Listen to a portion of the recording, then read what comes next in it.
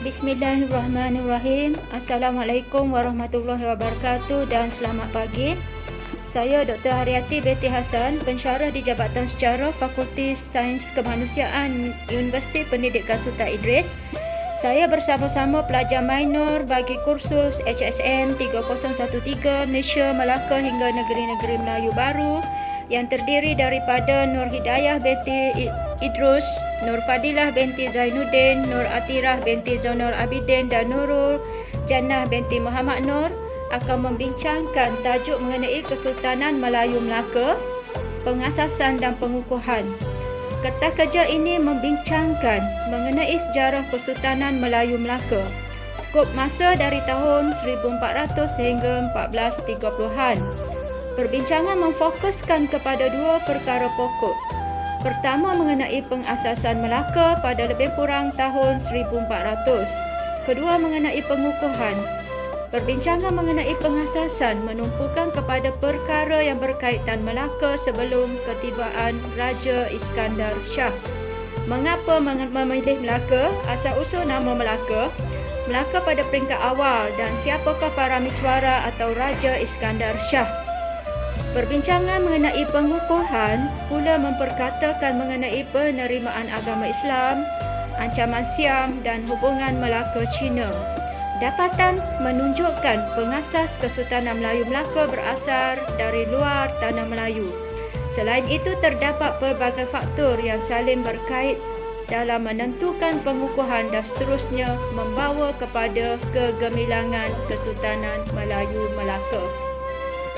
Empayar Kesultanan Melayu Melaka merupakan sebuah empayar yang gah dan terpengaruh pada sekitar abad ke-15. Ia berperanan menjadi pusat perdagangan serta pusat penyebaran agama Islam di Asia Tenggara. Pengasasan Melaka bermula daripada seorang raja yang berasal daripada Kerajaan Sriwijaya yang berpusat di Palembang. Raja tersebut bernama Raja Iskandar Shah atau lebih dikenali sebagai Parameswara. Sebelum mewujudnya Empayar Kesultanan Melayu Melaka yang gah dargi terpengaruh, Melaka asalnya daripada sebuah perkampungan kecil yang terletak di semenanjung tanah Melayu. Para meswara serta pengikut-pengikutnya meninggalkan Palembang kerana diusir oleh tentera Majapahit. Rentetan daripada peristiwa itu, baginda serta pengikut-pengikutnya mencari sebuah tempat ataupun kawasan baru untuk dijadikan kerajaan baharu. Akhirnya, Melaka dipilih untuk dijadikan kerajaan baru oleh para meswara. Faktor pemilihan Melaka iaitu pengairan yang strategik untuk berdagang. Kedua, bentuk muka bumi yang berbukit-bukau. Dan ketiga, mempunyai benteng pertahanan semula jadi. Nama Melaka juga dikatakan diambil daripada pokok Melaka, di mana pokok yang meneduhi para meswara serta pengikut-pengikutnya.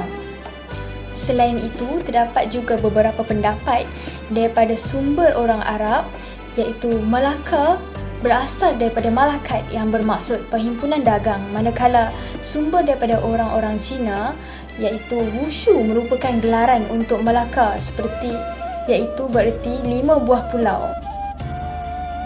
Baiklah, kita akan melihat pada faktor pengukuhan Kesultanan Melayu Melaka. Faktor pertama yang boleh dilihat adalah faktor penerimaan agama Islam. Agama Islam mula tersebar dengan meluas di Melaka apabila Raja Melaka yang kedua ketika itu mula memeluk agama Islam iaitu Mahkota Iskandar Shah. Maka bermulalah era pengukuhan Kesultanan Melayu Melaka. Melalui pemelukan agama Islam yang dilakukan oleh baginda Sultan telah menyebabkan Melaka muncul dan berkembang sebagai sebuah pusat perdagangan Islam. Di samping itu, terdapat catatan sejarah menyatakan bahawa Sultan Muhammad Shah ini merupakan antaranya awal memeluk agama Islam kira-kira pada tahun 680 Hijrah.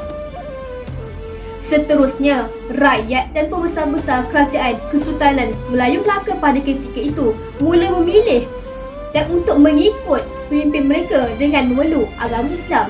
Namun begitu, para miswara juga dikatakan telah memeluk agama Islam selepas baginda telah berkahwin dengan Puteri Pasai pada sekitar tahun 1414 yang juga dikatakan jadi asas utama bagi perkembangan Melaka.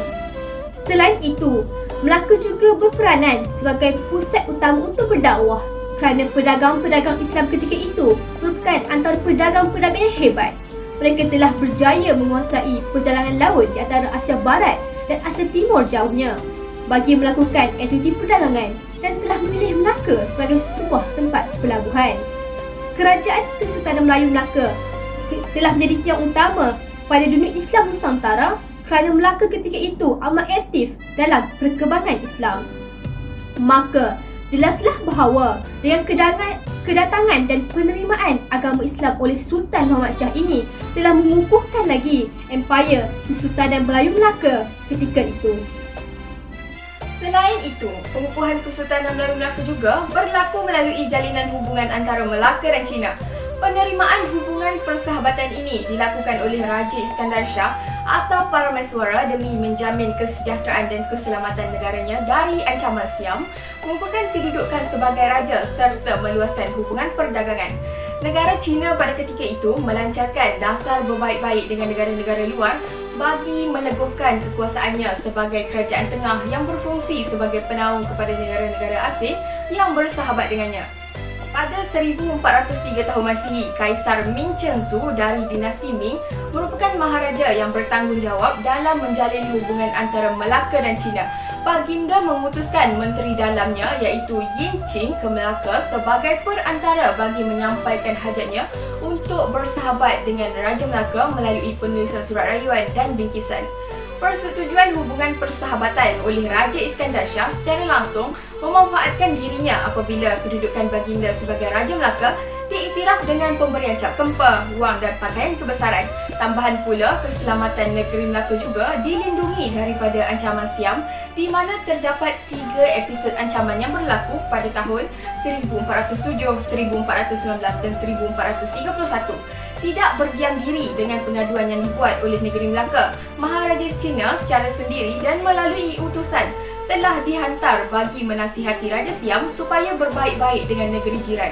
Rentetan itu tanpa ancaman tersebut, bidang perdagangan Melaka secara langsung dinaik taraf ke peringkat antarabangsa di mana barang dagangan dari Melaka dipasarkan di negara China. Oleh itu, hubungan persahabatan yang terjalin ini memanfaatkan kedua-dua negeri ini iaitu meliputi bidang politik, ekonomi dan sosial. Pada awal penubuhan Kesultanan Melayu Melaka, ia telah mendapat ancaman dari Kerajaan Siam. Pada ketika itu, Kesultanan Melayu Melaka belum begitu kuat dan kurang yakin untuk menentang Kerajaan Siam secara bersendirian. Namun begitu, pada tahun 1403, kebetulan rombongan dari Kerajaan China telah datang melawat Kesultanan Melayu Melaka. Pada masa itu, Kerajaan China dianggap sebagai sebuah kuasa yang kuat dan giat menjalankan aktiviti perdagangan di rantau Asia, termasuk di Asia Tenggara. Kedatangan Kerajaan China ini telah memberi peluang kepada Kesultanan Melayu Melaka untuk meminta bantuan Kerajaan China bagi menjaga keselamatannya. Perhubungan antara Melaka dan China berkembang dengan baik sehingga Kesultanan Melayu Melaka dapat mempengaruhi Kerajaan China untuk memberi amaran kepada Kerajaan Siam supaya tidak mengganggu Kesultanan Melayu Melaka. Amaran dari Kerajaan China berjaya membendung Siam dari menyerang Kesultanan Melayu Melaka.